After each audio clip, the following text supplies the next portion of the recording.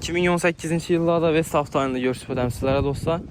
204 min probek maşin, metan qazları var. Diskə mollada. Diskələnəm şütürtdü maşına. 4 tane imşak boş valla koyula. Krasikeləri 100% taza maşınımızın.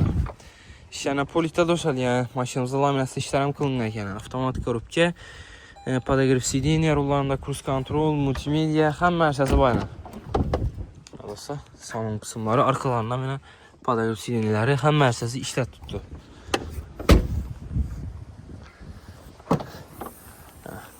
Metan qazları pakalina.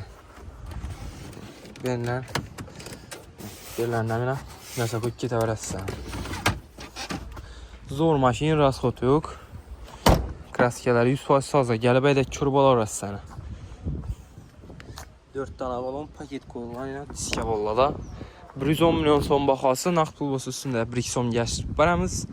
Maşinimiz koşu bir hafta markette satıb qoyuldu, gəlib xarid qıla verəsən.